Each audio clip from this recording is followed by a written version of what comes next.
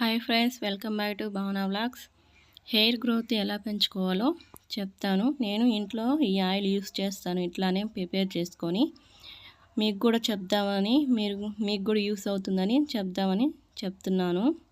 మీరు కూడా ఒకసారి ట్రై చేయండి నేను చెప్పినట్టు. హెయిర్ కూడా స్మూత్గా బాగా షైనీగా ఉంటుంది. అందుకోసమేను ఒక కప్ ఆయిల్. నెక్స్ట్ మందారం ఆకు జుట్టు రాలడం తగ్గిస్తుంది. చిన్న వయసులోనే కరివేపాకు ఒక 4-5 రెమ్మలు తీసుకుందాం. కరివేపాకు కూడా జుట్టు రాలకుండా గుండ్రగా లాగా తీసుకున్నాం కదా.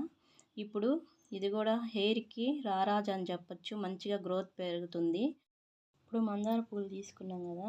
ఇప్పుడు వెనకాల ఇది పచ్చగా ఉంటుంది కాడలు, అవి తీసేసుకోవాలి. నెక్స్ట్ ఇక్కడ ఈ పసుపు ఉంటాయి కదా, ఇవి తీసేసుకోవాలా.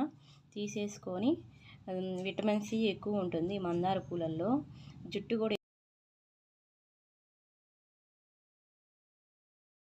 నెక్స్ట్ మెంతులు కూడా ఒక 4 hours అలా నానబెట్టి.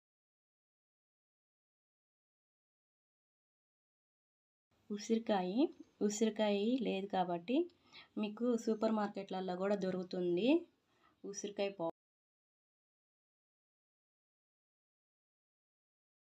తీసుకున్నాను. కలబంద వచ్చేసి జుట్టు స్మూత్గా, హెయిర్ షైనీగా ఉండేలాగా.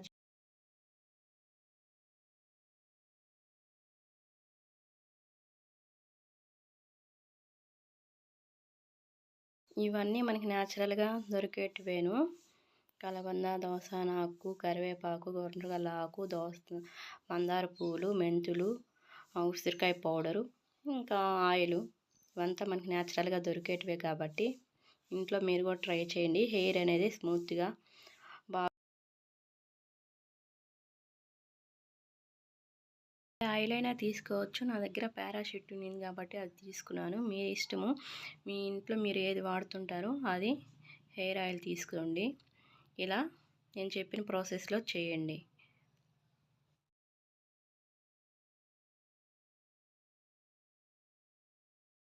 మిక్సీ జార్లో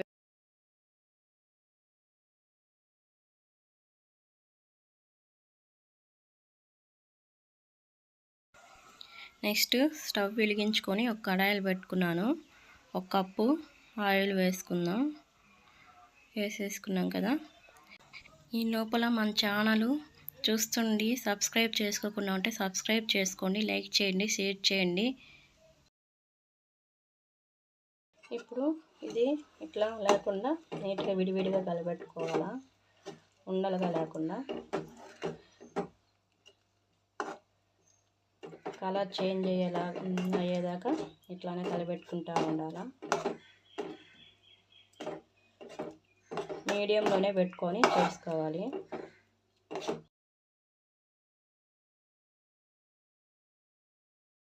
చూడండి, ఇట్లా ఉండలు లేకుండా నీట్గా కలుపుకుంటూ ఉండాలా.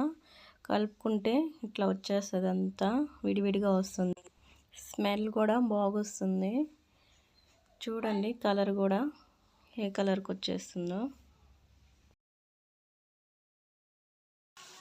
చూడండి. ఫైనల్గా కలర్ అయితే హెయిర్ ఆయిల్ అనేది ఇట్లా వచ్చేసిందాక కలుపుకుంటూనే ఉండాలా. ఇంకంతే. స్టవ్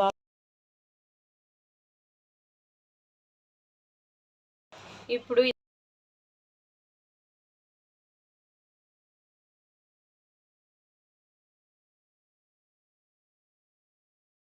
ఇలా ఒక పల్చని కాటన్ క్లాత్ తీసుకొని వడగట్టుకోవాలా ఒక బౌల్లోకి. చూడండి ఆయిల్ ఏ కలర్లోకి అయితే వచ్చేసిందో.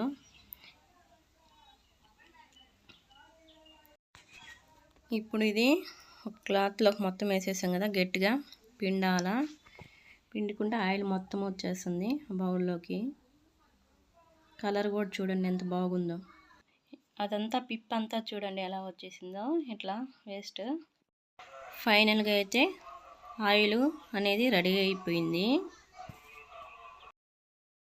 స్మెల్ కూడా బాగా వస్తుంది. మీ దగ్గర ఒక బాటిల్లోకి తీసుకుందాం. నా దగ్గర గ్లాస్ బాటిల్ లేదు కాబట్టి ప్లాస్టిక్ డబ్బాలో తీసుకున్నాను. మీ దగ్గర